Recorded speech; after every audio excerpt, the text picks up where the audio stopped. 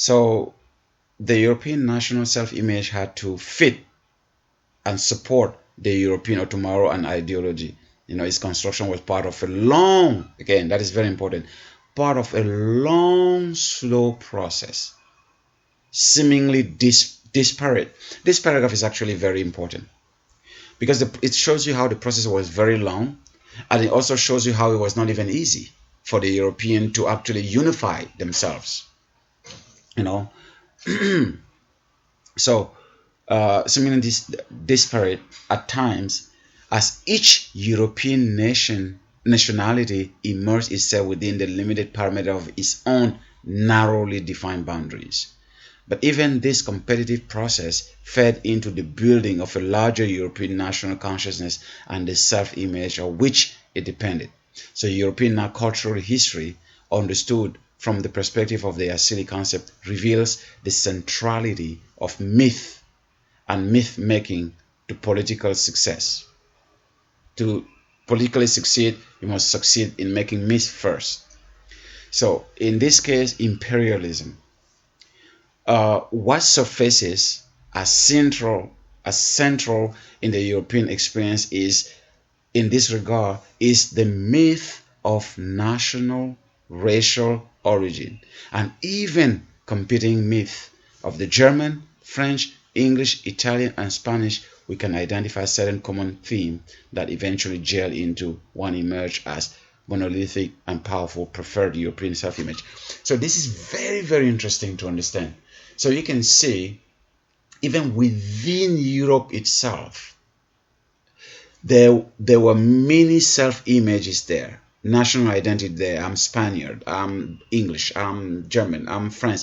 So even among themselves, they had many wars, like the 100-year war between France and England, and all this kind of thing, Germany and France and all that. So among themselves, there was already that notion of national identity and self-image, but they found a way to go beyond those small divisions among themselves and find a way to unify.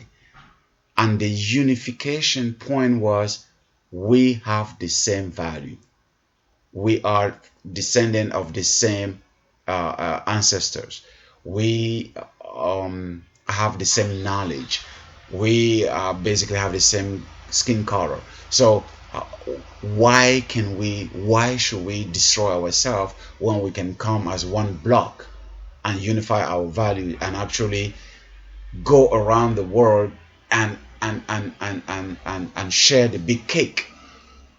Those people who are not like us, those people who do not have our values, those people who don't even know who they are, this is where we can go and actually make fortune. And if you read history, you will see when the European were fighting each other on the African continent during colonization, killing each other to take countries. Then they went back to Europe. I don't know if it was it was in Nuremberg or somewhere in Europe, maybe in Germany or somewhere in Europe. They had a big meeting among the European powers, France, England, and Spain, and Portugal, and everything. They put the map of Africa on the floor, and they sat in a big round table, all those countries, and call it the sharing of the big cake.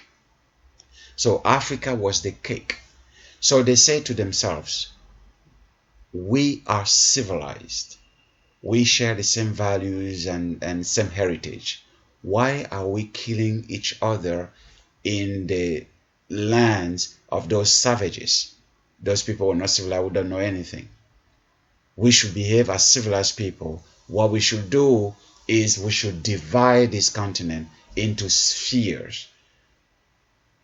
Like the French, you take this country because you've been around this and doing things there. The British will take this. The Spaniard will take this, and then the Portuguese will take this and this. That is how. And the German, Germany had like 2 or 3.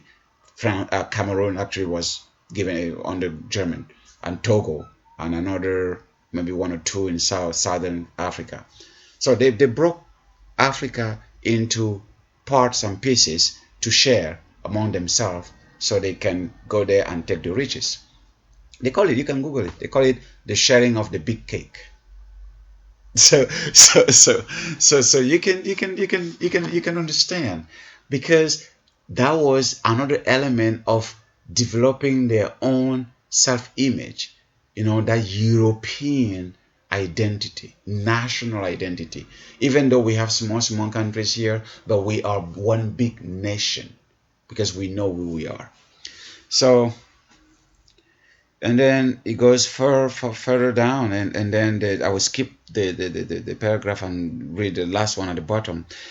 Martin Luther, celebrated for his inspiration of religious reformation, was above all a German nationalist, rebelling against the control of Latin Christendom. He compared the Pope to the Antichrist and gave voice to national feelings of the German people who felt exploited by Rome. You can see where that whole nationalistic thing, now they say Trump is a nationalist and everything, you can see where that comes from. Way far.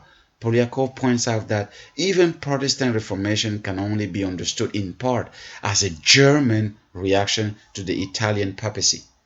German being against the fact that the Pope will rule over Europe, but coming from a small country like Italy, ruling over Germany, and had their own reformer there to create Protestantism, to fight that. You can see even among themselves how they were already going around that whole thing. If Orthodox Christianity, having served its purpose in the creation of the myth of European superiority, was now perceived as interfering with the realization of the German national self, see, Christianity was now interfering with even after Christianity contributed in creating the myth of European superiority, because for Europe to be superior, it has to go from academia with the Plato, Christianity with the conquest and the Crusades, to historian and everything. But when Christianity started stepping into its own tales, its own European self-identity, then Christianity had to be set aside. See, after he established the European superiority, it was now perceived as interfering with the realization of the German national self. Then it had to step aside, because you could not do that. See, for us, Africa, Latin America, and other, no, we should bow down to Christianity and everything, and blah blah, and then the European will tell us what to do. But for them, when Christianity was already interfering with the republic, with the sovereignty of the countries, they had to kick it out. But for us, we're not allowed, because that was a very good tool to control us. So centuries later, Adolf Hitler will follow in the same tradition, as German self-image conflicted with practical matter of European unity. See, now they wanted to practically unify Europe. But Adolf Hitler wanted to elevate German as the superior race. German self-image should be European self-image. Then the European among themselves decided that no, practically we need a unified European self-image, not one that is controlled by Germany. But at the same time, all of the European countries were professing being descendants of the Germans. You see the contradiction there. And that's where they was taking the pride, that we are the proud descendant of Germany. So in Europe development, and then it was essential that the people, especially those in leadership, possess blah blah blah images themselves and able to galvanize their energy in the fulfillment of envisioned destiny. So papal control conflicted with German self-image. So it had to be. So in Spain, Russia, and all that, England, they all desired to associate themselves with German heritage. It was very compelling to say they were descended from Germany. The association became a conviction that helped to inspire Europeans to seek power over others. We are descendant of German because they are the great conquerors. They have never been colonized. So if we identify as the German, or we descend of the German, that give us the pride we need, the authority and the strength we need to go colonize other people.